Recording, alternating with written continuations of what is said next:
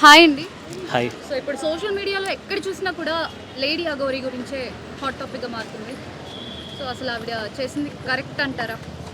Correct అంటే ఒక ఆడపిల్లని తీసుకెళ్ళి వశీకరణ చేసుకోవడం ఎంతవరకు కరెక్ట్ అంటారు? అంటే ఆడపిల్లని తీసుకుపోయడం అనేది ఆమె తీసుకొని వెళ్ళలేదు. ఫస్ట్ ఒకటి ఆమె ఇష్టపూర్తిగా పోయింది, కానీ పోవడం ఈమె తీసుకున్న డిసిజన్ రాంగ్ అనిపిస్తుంది. సరే, ఆమె ఏమవుతుందంటే ఇప్పుడు అఘోరా అంటే పూర్తిగా ఆమె అన్నీ వదిలేసిన తర్వాత వాళ్ళు అఘోరులుగా మారిపోతారు అనమాట. తన ప్రాణాన్ని కూడా నేను లేను, పూర్తిగా నా శరీరం కూడా లేదు, నేను ఓన్లీ ఆత్మని మాత్రమే అనుకొని జస్ట్ వాళ్ళు దేశం కోసం ధర్మం కోసం అన్నీ వదిలేసుకొని ఉంటారనమాట. అలాంటిది ఆమె వచ్చింది సమాజంలోకి ధర్మరక్షణ కోసం అని వచ్చింది. అలాంటి అంశంలో ఏమేమైందంటే అట్రాక్ట్ అయింది.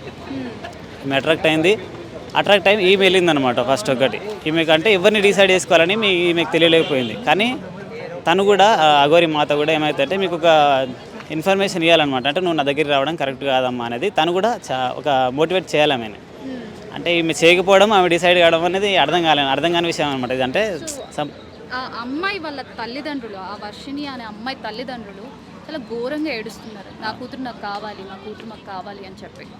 సో అదైనా ఆవిడ కన్సిడర్ చేసి ఆ అమ్మాయిని వాళ్ళ పేరెంట్స్ దగ్గరికి పంపించాలి. కానీ ఈ రకంగా తన కారులో పట్టుకొని అదే తిప్పడం అది ఎంతవరకు కరెక్ట్ అంటే? అదే అంటే ఫస్ట్ ఒకటి ఏంటంటే తల్లిదండ్రులకు ఫస్ట్ ప్రేమ ఉంటుంది. పిల్లలు కూడా ఏంటంటే ఏదైనా చేసేటప్పుడు తల్లిదండ్రుల యొక్క పర్మిషన్ తీసుకొని ఉండాలి.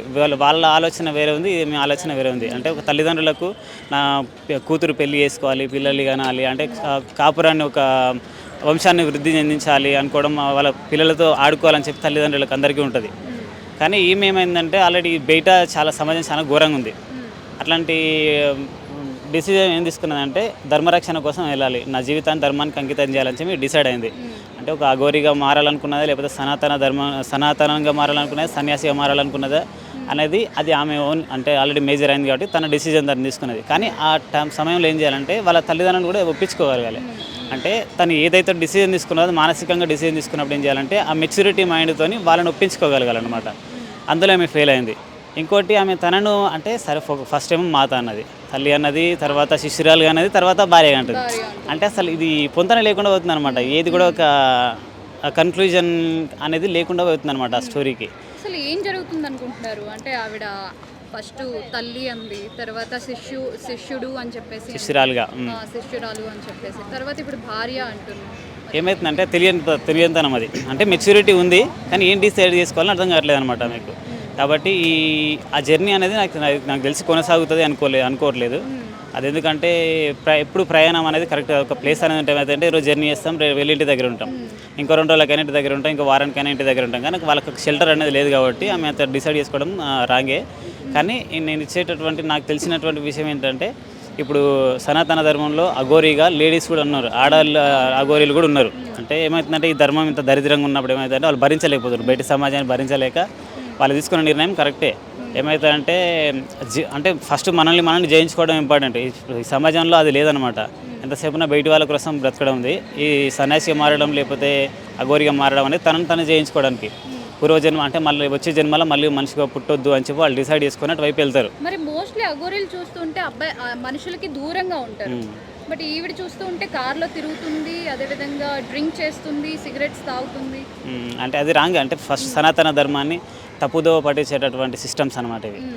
అది అట్లాంటివి చేయకుండా ధర్మం కోసం అన్నప్పుడు ఎవరైతే ధర్మరక్షకులు ఉంటారో వాళ్ళతో కలిసి ధర్మంలో ఎప్పుడైతే అన్యాయం జరుగుతుందో అలాంటి మూమెంట్లో ఈమె వెళ్ళాలన్నమాట. వెళ్ళేసి అక్కడ వాళ్ళకి గట్టిగా సపోర్ట్ చేస్తూ ఉండాలి. కానీ ఇక్కడ అమ్మాయి వైపు వచ్చేసి ప్రేమ పెళ్ళి అనేది అసలు అంటే అది ఊహించేటువంటి విషయం అనమాట. అసలు ఎలా ఒకసారి పూర్తిగా తనుని వదిలేసిన తర్వాత ఇంకోసారి మళ్ళీ ప్రేమ ఎలా అవుతుంది? మీరే ఉన్నారు అంటే ఒకసారి ఒక అబ్బాయిని ప్రేమించిన తర్వాత మళ్ళీ రెండోసారి ప్రేమ అనరు దాన్ని, అది ఇంకా వేరే లెక్కలకి వెళ్ళిపోతుంది అనమాట. అట్లాగా దాని ప్రేమ అనడానికి అవకాశం లేదు. ఫస్ట్ మొత్తం వదిలేసిన తర్వాత అంటే ఒకటి ఏంటంటే మైండ్ ఆమె ధర్మాన్ని కరెక్ట్ పాటించకపోవడం అనుకోవాలి, లేకపోతే సరైన మెచ్యూరిటీ లేదనుకోవాలి. నాకు తెలిసిందైతే ఒకటి నేనేమనుకుంటున్నాను అంటే ఆమె ఆల్రెడీ ఇప్పుడు శ్రీవర్షినికి కూడా సనాతన ధర్మం అంటే ఇష్టము, అఘోరిగానో లేకపోతే సన్యాసిగా మారాలనుకున్నప్పుడు ఈమె ద్వారా అంటే వాళ్ళు ఏంటంటే లేడీ అఘోరాలు మీకు పరిచయం ఉండే అవకాశం లేదు. ఈమె ఇప్పుడు ఈ అఘోరి మాత వచ్చింది, సమాజంలోకి వచ్చింది, పరిచయం అయింది. ఈమె ద్వారా అటువైపు వెళ్తే ఏమవుతుంది అంటే ఈమెకి ఫ్యూచర్ ఉంటుంది. శ్రీవర్షినికి కూడా ఏమైతే అంటే లైఫ్ ఎండ్ వరకు తను అనుకున్నటువంటి లక్ష్యం చేరుకోవడానికి అవకాశం ఉంటుందని నేను అనుకుంటున్నాను. అంటే అఘోరిని బ్యాన్ చేయాలంటారా?